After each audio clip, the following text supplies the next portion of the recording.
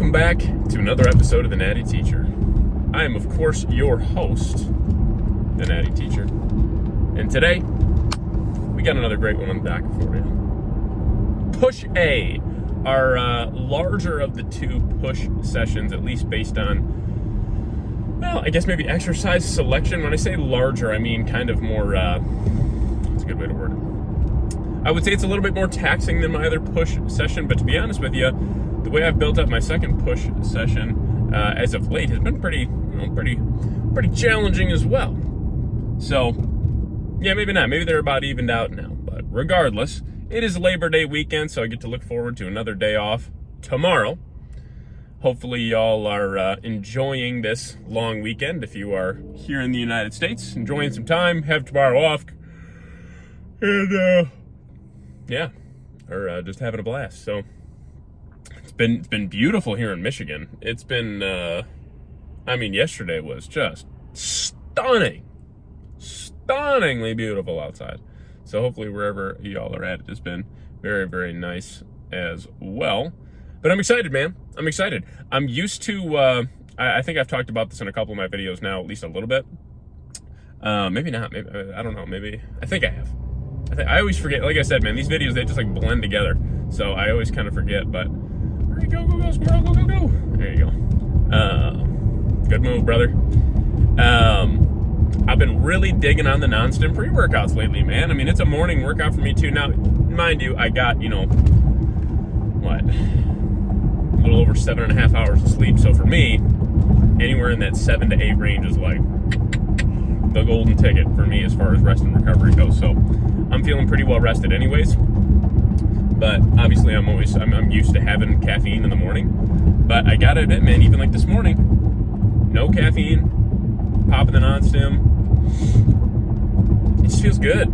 Like, I still kind of feel that like non-caffeinated feeling. You guys know how it is. If you've consumed caffeine before in your life, there is a difference between when you have not consumed any caffeine in your day and then you have that caffeine and you feel a little different usually. Could be jittery, could be anxious, could be energy in a positive way, of course. That's the goal.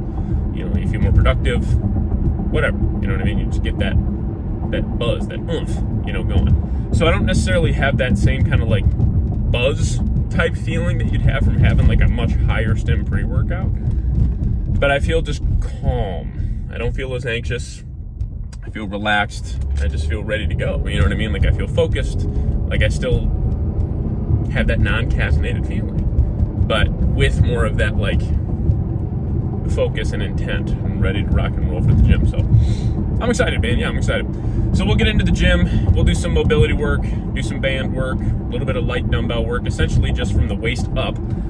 Try to get the majority of our muscle groups filled with a little bit of blood, at least a little bit. You know what I mean? Get the joints lubricated, get everything ready to rock and roll for some good pressing and contraction, I always say contraction, flies. I was going to say fly-based movement. I say contraction-based movements. A press is a contraction-based movement. You're contracting the muscle on a press.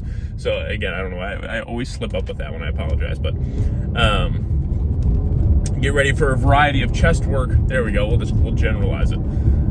Some side delt work, some triceps. And then today we do have calves. We have calf training. So we'll do most likely 2 different exercises, and I usually keep each time I train calves, when I'm like doing weighted calf exercises, which right now is 3 times a week, I try to keep that in that 5 to 6 working set range for direct calf work each session. That is each session, so needs quite a bit of volume throughout the week for sure. But regardless, low incline Smith is where we're starting. Goal is to stay within that 8 to 12 rep range for both our top set and also our back off set, and then we'll go from there. That is the plan, Stan. So yeah, man. Top set of low incline Smith coming at you right now. As promised, we got some low incline Smith. Okay, bringing that bar down to the nipple line here. This is our top set. We will not go above this weight until we can hit it for a clean set of 10. Today, we rep matched from last week, hit it for another good set of 9. So that's okay. Nothing wrong with that. You know, if you were making progress every single week, I mean, your numbers would be ridiculous, man. There are times you're going to run into having to work with the weight for sometimes a couple weeks at a time, before you can really move on with it. So I don't want to force it. I'm not trying to just go up in the logbook and move up in weight and whatever. I really do want to make sure I hit this for 10 really good proper reps before we move on here. So again, set of 9. Then we drop down to 2 plates and a 2.5 for a follow-up set of, 2 plates and a 5 for another set of 9 after that. So that was 2 plates of 10 and a 2.5 on there. Then this was a little unorthodox for me. I will say adding a rep in the span of a week is very common. I would say even at the advanced level, which I've been working out now for over a decade, so I do consider my experience at least more tailored towards, or more in that realm of advanced bodybuilding and training, I would say. But adding 2 reps is not the most common thing. I would say it's relatively uncommon, actually. So last week I did the 90s for 9. Just felt really, really good with some flat dumbbell press. Really have not done this in a while. Again, bringing the dumbbells all the way down, touching the chest, the outer portions of the chest, so really getting a big stretch, then bringing the dumbbells together. Today we hit it for a top set of 11, then did a follow-up set of 8, and then dropped down to the 80s for a third set of 9. Felt really good, man. Form was tight. Then with the pec deck, you will see I actually make a little bit of an adjustment here mid-set. I also noticed, too, I need to stop stretching my arms quite as far back as I am right now. I can probably limit that a little bit. I'm getting a really good range of motion, almost a little too good of a range of motion, I would say.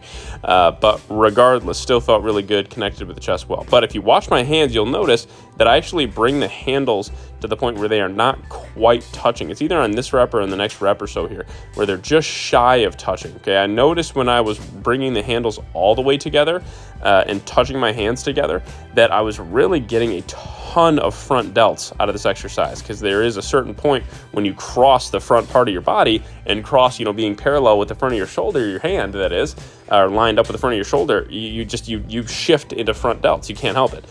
So this felt really good. We did 2 working sets here, top set of 12 at this weight, and then we did a follow-up set of 10 there. Challenging. Chest was already, of course, really fried after those 2 pressing movements, but still felt really good. So good, definitely something to build off of with that new type of tension that we're adding. Then assisted dips, 1 working set. That is it. So let's map it out where we're at right now. 2 working sets of low incline Smith, 3 working sets of flat dumbbell, 2 working sets of pec deck, and now 1 working set of assisted dips. Definitely tailored more towards the chest with having the knees a little bit further back on the pad. And, slightly leaning up over, really trying to squeeze those lower pecs as much as we can. Obviously, there's no way to avoid front delt recruitment here, and also some triceps as well. That's why I like to use this as a kind of transitionary movement between my chest and then shoulder and tricep training. So great exercise, though. You'll see I'm getting an extreme stretch here with these assisted dips. Only using about 40 pounds of assistance. We probably will drop that down to 30 this upcoming or next week because we hit like 14 reps here. And again, I want to keep it between that like 10 and 15 rep range, but being towards that top end, we probably will lower the assistance a little bit. But again, really emphasize that super deep stretch. Obviously, if you're starting to get discomfort, then you're probably doing something incorrectly and reevaluate from there. But for me, this felt comfortable, and I was getting a super deep stretch on the chest, and felt good on the shoulders and triceps. So then we did 3 working sets of machine side laterals, top set of 10. This was my second set, which we did for a set of 8, and then went and did a rest pause set with that same weight again for another set of 8. So trying to keep that in that 8 to 12 rep range. We'll stay with this weight probably for at least another couple of weeks before our next deload, and see how strong we can get at this particular weight and go from there. So good stuff. Felt good. Got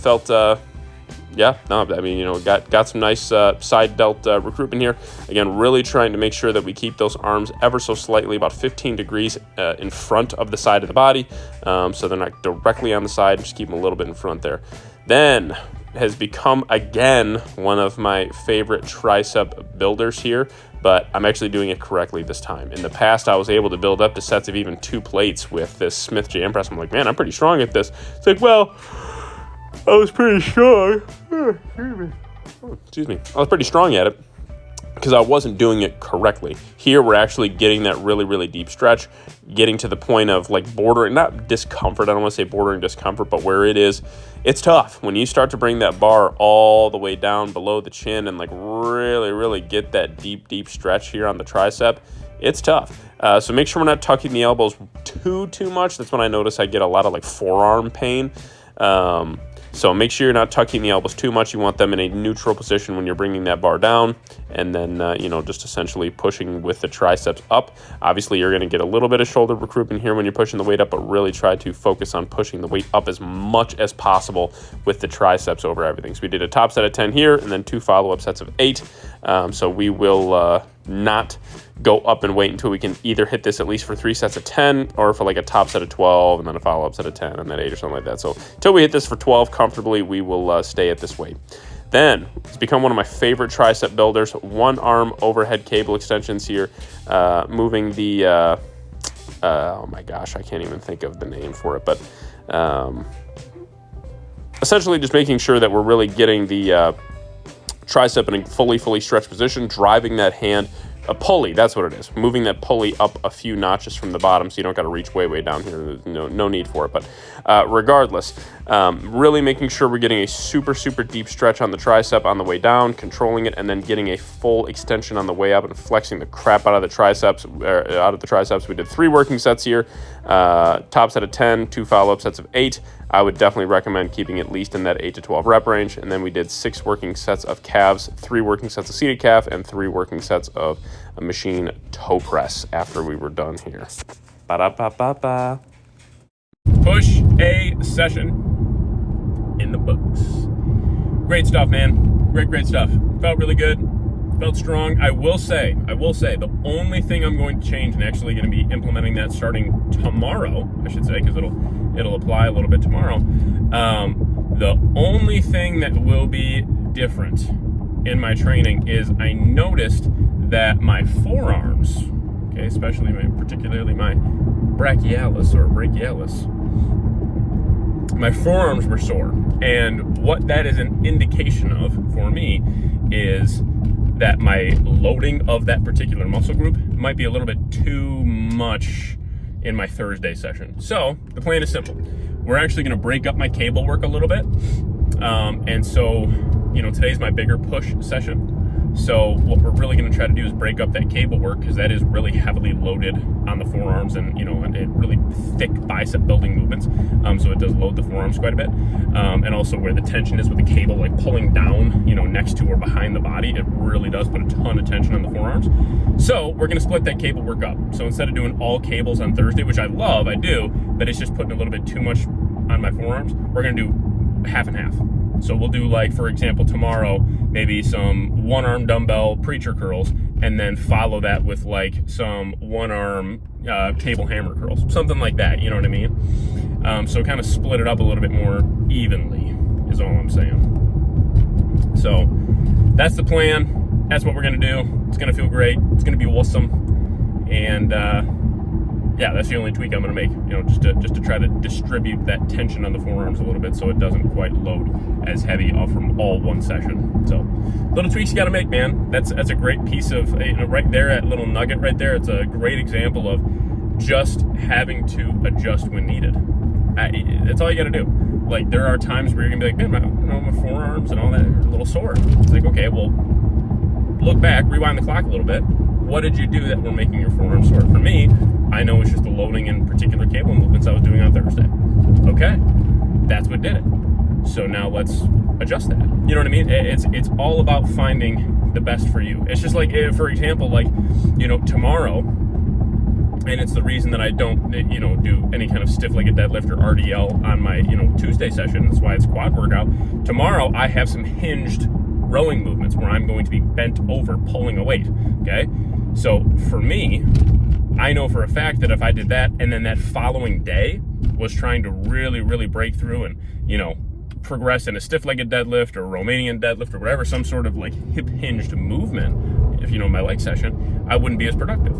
It's little things like that. You don't just force it and force it and force it and force it. You can do that for like when you're a beginner, sure.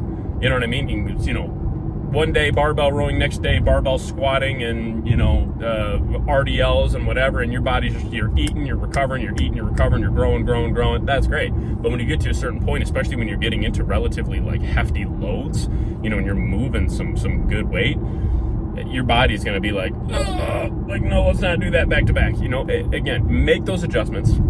Be leery of that, and don't just force it. Don't just force it. Don't just plug it in because it's in your program and it's in here. I got to keep doing it. It's like, okay, love the grind, love the mindset, but at the same time, if you are like physically wearing yourself down to the point where you can't recover and it's affecting your other sessions when you're coming into the gym, that's a big no-no. Huge no-no. Okay? So just be leery of that. Be cognizant of it. Anyways, tomorrow, because it is Labor Day, again, I know I said in the intro, happy Labor Day weekend. Hope y'all are having a great weekend. I will have more of a morning session tomorrow.